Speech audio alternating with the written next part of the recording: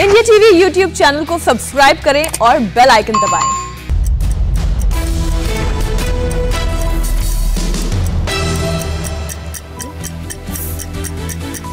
नमस्कार, मैं हुसैन रिजवी। नमस्कार, बहुत स्वागत है आपका। आपके साथ मैं हूं ज्योत्सना पाटिल। सुबह के 9 बजे हैं और हम आपके लिए लेकर आए हैं सुबह 9 बजे की 9 बड़ी खबर। आज हम आपको दिखाएंगे आपातकाल पर राहुल गांधी ने क्या कहा, कांग्रेस पार्टी में क्यों मचा है गृह युद्ध। लेकिन सबसे पहले देखिए यूपी में कल रात किस वारदात से हंगामा हुआ।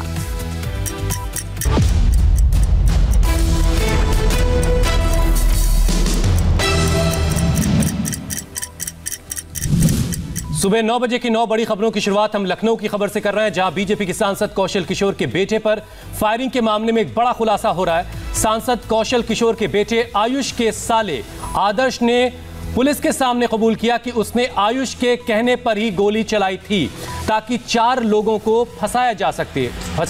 4 और लोग हैं जिनको फंसाने की कोशिश थी। पुलिस ने शुरुआती जांच के बाद आयुष के साले को हिरासत में ले लिया है। सांसद कौशल किशोर के मुताबिक उनका बेटा कल रात करीब 2 बजे अपने साले के साथ टहलने के लिए निकला था। इसी दौरान उनके बेटे पर फायरिंग हुई। गोली आयुष के कमर के ऊपरी हिस्से में लगी है। इलाज के बाद आयुष को घर भेज दिया गया, लेकिन जांच के बाद इस वारदात में कुछ और ही बात सामने आई। आयुष का जो साला है वो ये बता रहा है कि उसने आयुष के कहने पर यह गोली चलाई, जिसमें आयुष जख्मी हुआ है और मकसद 4 लोगों को फंसाने का था। आदर्श जो आयुष का साला है, सुनिए आदर्श क्या बता रहा है। बात ये थी कि वो किसी को बेवजह ऐसे ही फंसाना चाहते थे। किसको फंसाना चाहते थे? मैं इसके बारे में नहीं जानता किसको। देखो आप मत झूठ बोलो। ऐसे बोला था कि 4-5 लोग हैं। हाँ, मतलब ऐसे मतलब अभी लंगर बोले कि हाँ 4-5 लोग हैं, उनके दूंगा ये दूंगा। अब कोई नहीं रोक सकता। सुनो, गोली तुमने कहाँ से मारी है? आगे से, पीछे से, किधर से? आगे से। आगे से मारी? आगे से कैसे मारोगे यार? आगे से ही मारी। इंट्री वुंड तो पीछे है उसमें शरीर में। एग्जिट पॉइंट हो, बैक हो, एग्जिट हो लेकिन। अच्छा, लखनऊ के सीतापुर रोड का ये इलाका है कमलाबाद, बड़ौली, वसुंधरापुरम। यहीं पर कौशल किशोर का बेटा रह रहा था। कौशल किशोर जो सांसद हैं बीजेपी के लखनऊ से, उनका ये कहना है कि बेटे ने अपनी मर्जी से शादी कर ली थी और वो अलग इस घर में रहता था। रात में करीब 2 बजे कौशल किशोर का बेटा यहाँ से अपने साले के साथ निकला और सामने छठा मील है वहाँ पे गया। घर वालों का ये कहना है कि खाना खा के टहलने निकला था और वहीं पर गोली लग गई। पुलिस उसको फौरन अस्पताल ले गई। हालांकि बेटे की हालत ठीक है, अस्पताल से छुट्टी मिल गई है। अब जो बेटे के साथ साला था, जो इस घर से कौशल किशोर के बेटे के साथ निकला था, उसको पुलिस ने हिरासत में लिया और उसने कबूला है पुलिस के सामने कि गोली कौशल किशोर के बेटे के ऊपर उसी ने चलाई थी, क्योंकि 4 लोगों को वो दोनों फंसाना चाहते थे। अब पुलिस पूरे मामले की तहकीकात कर रही है, क्योंकि मामला एक सांसद और एक विधायिका के बेटे का है। कौशल किशोर की पत्नी भी लखनऊ के मलियाबाद इलाके से बीजेपी की विधायक है। तो पुलिस का पूरा ये कहना है कि जितना अभी तक जांच पड़ताल में पता चला है, ये कुछ आपसी मामला था और ये लोग किसी को फंसाना चाहते थे और खुद अपने ऊपर कौशल किशोर के बेटे ने अपने साले से गोली चलवाई है। तो एक बीजेपी के सांसद है कौशल किशोर, उनका बेटा है आयुष, बेटे आयुष का साला है आदर्श, जिसने गोली चलाई उसने खुद कबूल किया है और उसने कौशल किशोर के बेटे आयुष के कहने पर ही गोली चलाई है। पुलिस के सामने उसने ये बात कबूल की। हमारे साथ रुचि कुमार हमारी संवाददाता इस वक्त मौजूद हैं। रुचि, क्या आयुष जो कौशल किशोर का बेटा है वो इस हालत में है कि उसने पुलिस के कुछ सवालों का जवाब दिया हो? जो बात आदर्श कह रहा है, जो आयुष का साला है, क्या वो सवाल आयुष से अब तक पूछा गया है? जी हाँ, बिल्कुल, क्योंकि पुलिस कह रही है कि आयुष की हालत ठीक है, उसको अस्पताल से डिस्चार्ज कर दिया गया है। अब पुलिस उससे भी पूछताछ कर रही है। लेकिन जिस तरह से कौशल किशोर का जो बेटा है, उसका जो साला है, उसने पुलिस के सामने पूरा बयान दिया है कि किस तरह से गोली चलाई गई। ये जो आपको पीछे घर यहाँ पे दिख रहा है, यहीं पर कौशल किशोर का बेटा रहता था। कौशल किशोर का कहना है कि लव मैरिज की थी, घर से अलग रह रहा था और यहाँ पे रह रहा था। रात में करीब इन लोग का कहना है कि 2 बजे खाना खाने के बाद साला और जो कौशल किशोर का बेटा है वो यहाँ पे टहलने निकले थे और इसके सामने सड़क पे छठा मील है, वहाँ पर गोली चल गई। लेकिन पुलिस को शुरू से ये पूरा मामला संदिग्ध लग रहा था, क्योंकि गोली ऐसे लगी कि ज़्यादा नुकसान ना हो। सबसे पहला शक पुलिस को तभी गया। फिर जब साले से ज़्यादा पूछताछ की गई तो साले ने फिलहाल 4 नाम बताए हैं कि जिनसे बदला लेने की वजह से गोली उससे चलवाई गई है। तो फिलहाल साले से पुलिस की पूछताछ जारी है। कौशल किशोर के बेटे से भी पूछताछ चल रही है। कौशल किशोर का कहना है कि उनका बेटा जो है, जो उनसे बात हुई है, बेटे ने कहा है कि जो हमलावर थे उनको वो पहचानता नहीं था। फिलहाल पुलिस कुछ वक्त के बाद तस्वीर और साफ होगी और ये भी जानना बहुत जरूरी हो जाता है कि वो 4 से 5 लोग कौन हैं जिनको फंसाने के लिए इस पूरी वारदात को अंजाम दिया गया। बहुत बहुत शुक्रिया रुचि हमारे साथ जुड़ने के लिए। राहुल गांधी ने आपातकाल पर बड़ा बयान दिया। उन्होंने इंदिरा गांधी के इमरजेंसी लगाने को गलत बताया। लेकिन इसके साथ ही राहुल गांधी ने यह भी आरोप लगाया कि आरएसएस संस्थानों पर कब्जा कर रहा है। आज से 46 साल पहले देश में लगाए गए आपातकाल को इंदिरा गांधी के पोते और कांग्रेस के पूर्व अध्यक्ष राहुल गांधी ने एक बार फिर से कांग्रेस की गलती मानी है। राहुल गांधी न्यूयॉर्क के कॉर्नेल यूनिवर्सिटी के एक वर्चुअल प्रोग्राम में शामिल हुए थे और प्रोफेसर कौशिक बसु के साथ बातचीत में उन्होंने ये बात मानी। Was one blot on it. I don't know how you feel about that. 1975 to 77, the emergency, but that was 2 years. It's gone. I'm very curious how you look back and think of that. I think that was a mistake. Absolutely, that was a mistake. And my grandmother said as such. Rahul Gandhi ने अपनी दादी के फैसले को गलत तो माना, लेकिन साथ ही ये भी कहा कि आज के वक्त में जो हो रहा है उसमें जमीन आसमान का फर्क है। आरएसएस और बीजेपी को कोसते हुए कहा, कांग्रेस और बीजेपी की तुलना न तब हो सकती थी और न अब। And there's a fundamental difference between what happened in the emergency and it was wrong and what is happening now. The Congress party at no point attempted to capture India's institutional framework. And frankly, the Congress party doesn't even have that capability. Our design doesn't allow us that. 5 राज्यों में विधानसभा चुनाव से पहले कांग्रेस में गृह युद्ध तेज हो गया है। पहले G23 के विरोधी सुर सामने आए और अब बंगाल कांग्रेस में भी तलवारें खिंच गई हैं। कांग्रेस के अंदर आजाद बोल यानी G23 नेताओं के खुलेआम विरोधी सुर पर पहले से ही हंगामा हो रहा था। जगह जगह इस गुट के नेताओं के खिलाफ प्रदर्शन हो रहे हैं और अब पश्चिम बंगाल में आईएसएफ के पीरजादा अब्बास सिद्दीकी के साथ गठबंधन को लेकर भी कांग्रेस में बवाल मचा है। इस मुद्दे पर आनंद शर्मा और पश्चिम बंगाल कांग्रेस के अध्यक्ष अधीर रंजन चौधरी के बीच जुबानी जंग तेज हो गई है।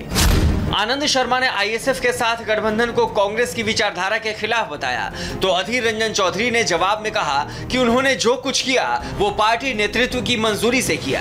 मैंने संगठन के हित में बात कही है, क्योंकि कांग्रेस एक राष्ट्रीय संगठन है,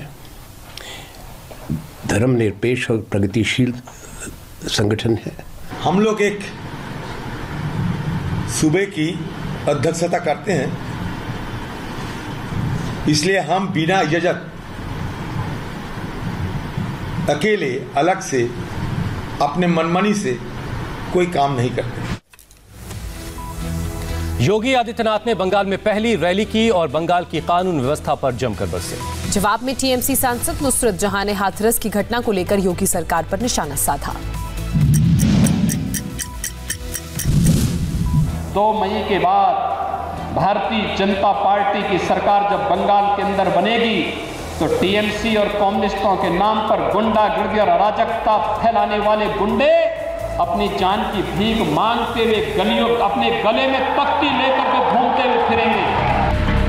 पश्चिम बंगाल के मालदा की रैली में जब सीएम योगी यूपी की कानून व्यवस्था पर सवाल उठा रहे थे, उस वक्त यूपी के हाथरस की बेटी अपने पिता की अर्थी को कंधा देने के बाद इंसाफ की गुहार लगा रही थी। पहले उसने मेरे साथ छेड़खानी की, मेरे पापा ने केस कर दिया और उसने चिढ़ के मेरे पापा को गोली मारी, मेरे पापा को गोली मारी।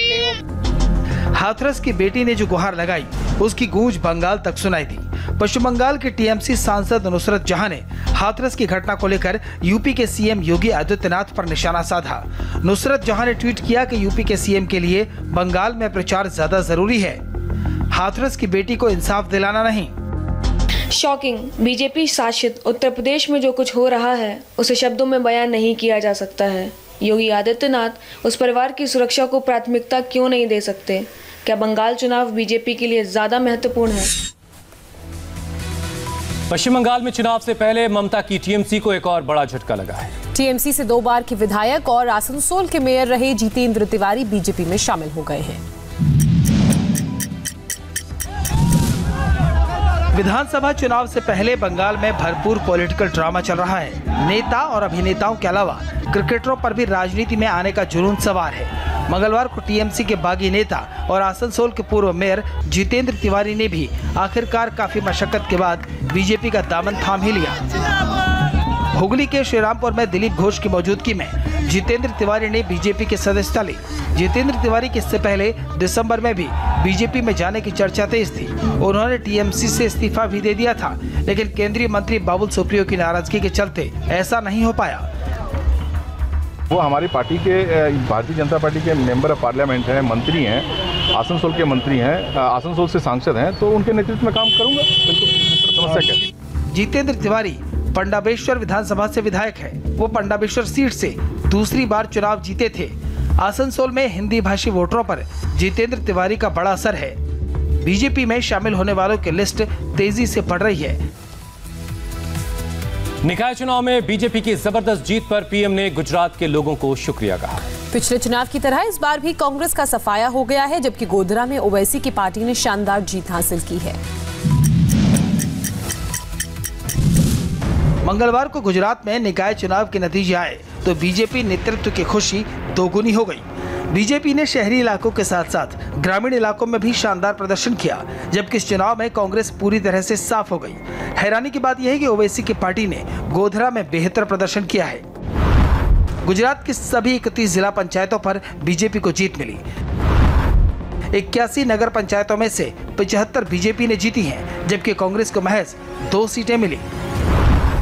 231 तालुका पंचायतों में से 198 पर बीजेपी को जीत मिली, जबकि कांग्रेस ने 30 सीटें जीती। बीजेपी की जीत पर प्रधानमंत्री नरेंद्र मोदी और होम मिनिस्टर अमित शाह ने ट्वीट कर गुजरात की जनता का शुक्रिया कहा है। वहीं बुरी तरह हारने के बाद गुजरात कांग्रेस के अध्यक्ष अमित चावड़ा और गुजरात विधानसभा में विपक्ष के नेता परेश धनानी ने अपने पदों से इस्तीफा दे दिया है। આજે જે પરિણામ આવ્યા છે અમારી અપેક્ષાથી બિલકુલ વિપરીત પરિણામો છે, પણ जनताનો જે પણ જનાદેશ છે એનો અમે સાદર સ્વીકાર કરીએ છીએ। इस बार के निकाय चुनाव में ओवैसी की पार्टी ने गुजरात के मोडासा और गोधरा पर फोकस किया था और दोनों ही जगह उन्हें मुस्लिम वोटरों ने निराश नहीं किया।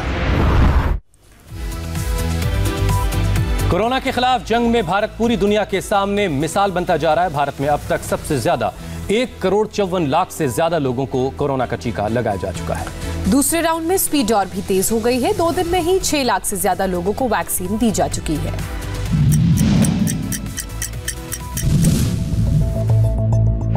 कहीं लंबी लाइन ने हौसला नहीं तोड़ा तो कहीं गर्मी लोगों के इरादों को डिगा नहीं पाई। लोग वैक्सीन लगवाने के लिए बड़ी तादाद में वैक्सीनेशन सेंटर्स पर आए। इसका ही नतीजा है कि अब तक 50 लाख लोगों ने कोविन ऐप पर रजिस्टर करवाया है। वैक्सीनेशन के दूसरे चरण में मंगलवार शाम तक 6,09,000 से ज्यादा लोगों को टीका लगाया गया, जिनमें 5,21,000 से ज्यादा लोगों को टीके की पहली डोज दी गई।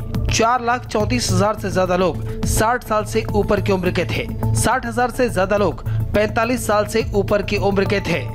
क्या नेता क्या जनता, कोई पीछे नहीं रहना चाहता। मुंबई में बिजली नेटवर्क ठप होने को लेकर अब सियासत तेज हो गई है। महाराष्ट्र सरकार जहां इसे साइबर अटैक बता रही है, तो वहीं केंद्र सरकार का कहना है कि मुंबई की बिजली इंसानी गलती के चलते गुल हुई थी। 12 अक्टूबर 2020 को मुंबई और आसपास के इलाकों में कई घंटे तक बिजली ठप होने से हाहाकार मच गया था। अब महाराष्ट्र सरकार ने दावा किया है कि इसके पीछे विदेश से हुआ साइबर हमला है।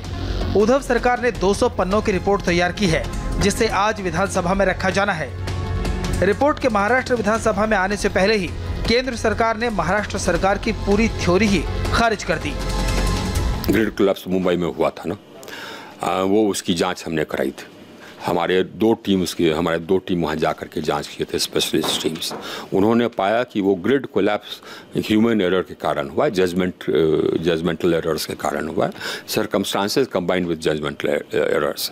उसमें साइबर अटैक का कोई रोल नहीं। साइबर अटैक हुआ हमारे northern regional load dispatch centre पर, southern regional load dispatch centre पर, मुंबई के स्काडा सिस्टम पर वो हुआ, और इसकी जानकारी भी हम लोग को मिली। उसका फिर इन्वेस्टिगेशन हुआ, पाया गया ट्रोजन मैलवेयर, उसको निकाला गया। ये साइबर अटैक कहाँ से हुआ, ये इसका एविडेंस नहीं है। एक ग्रुप है रेड एको करके, जिसके बारे में न्यूयॉर्क टाइम्स का कहना है कि चाइनीज ग्रुप है। हमारे पास एविडेंस नहीं है कि कहाँ का ग्रुप है।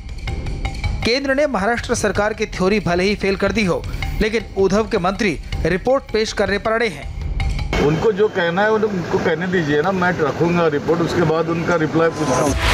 महाराष्ट्र सरकार की जांच रिपोर्ट में कहा गया है MSEB के सिस्टम से ऐसी वेबसाइट खोलने की कोशिश हुई जो ब्लैकलिस्टेड है, यानी ऐसी वेबसाइट जिनसे कंप्यूटर में वायरस आ सकता है, और ऐसा हुआ भी। इसके बाद चीन में बैठी साइबर आर्मी ने जो प्रोग्राम तैयार किया था, उसने मुंबई के बिजली सिस्टम को अपने कंट्रोल में ले लिया। नमस्ते, मैं हूं मीनाक्षी जोशी। वीडियो और खबरों से अपडेट रहने के लिए India TV YouTube channel subscribe करें, बेल आइकन दबाना ना भूलें। जुड़े रहें इंडिया टीवी के साथ।